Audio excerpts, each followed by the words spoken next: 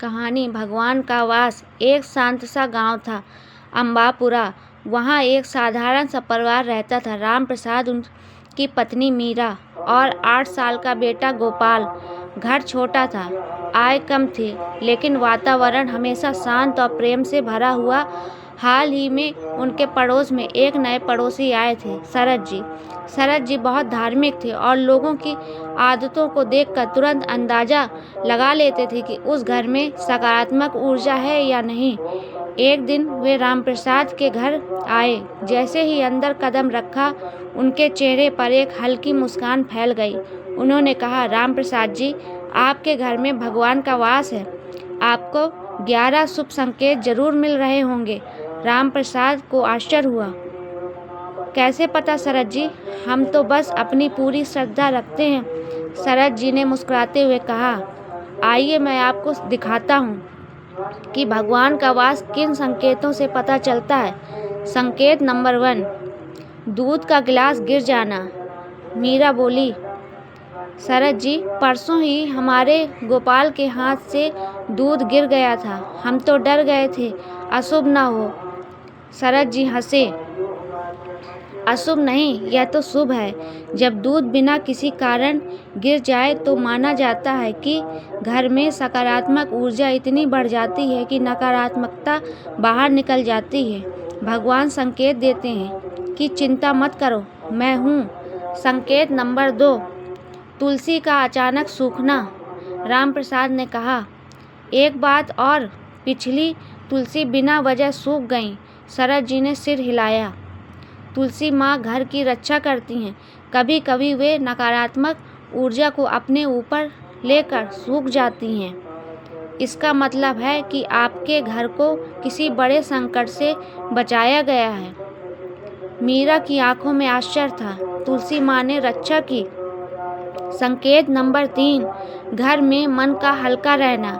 शरद जी बोले, क्या आपके घर में अक्सर बिना वजह शांति बनी रहती है, जैसे एक अनदेखा सुकून? रामप्रसाद मुस्कुराए, हाँ जी, झगड़े तो कभी हुए ही नहीं।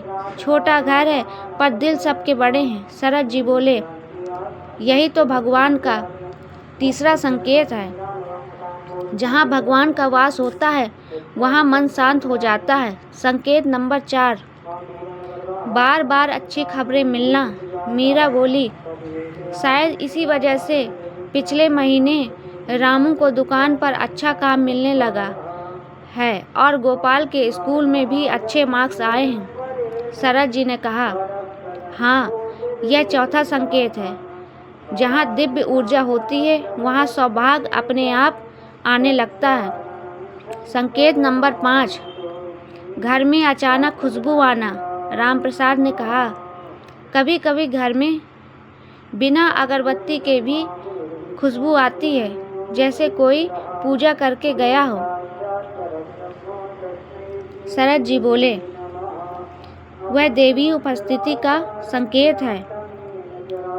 यह 5वां संकेत है कि घर में देवताओं का वास होता है। बाकी संकेतों के छोटे छोटे उदाहरण।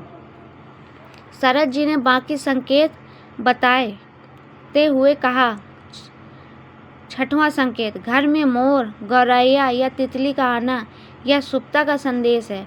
रात को अच्छी नींद आना, यह मानसिक शांति का फल है। 8वां संकेत, किसी काम में अटक जाना और फिर अचानक हल मिल जाना, ईश्वर की कृपा है।